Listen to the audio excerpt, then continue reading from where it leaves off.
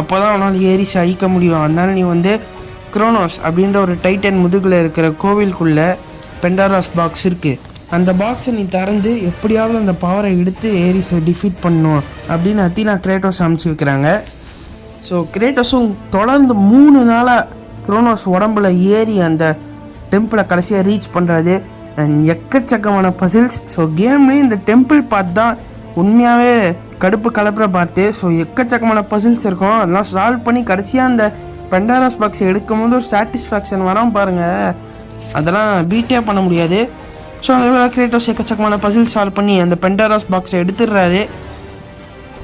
And எடுத்துகிட்டு வெளியே வர அந்த சமயத்தில் கரெக்டாக ஏத்தன்ஸில் இருக்கிற ஏரிஸ்க்கு தெரிஞ்சிடுது.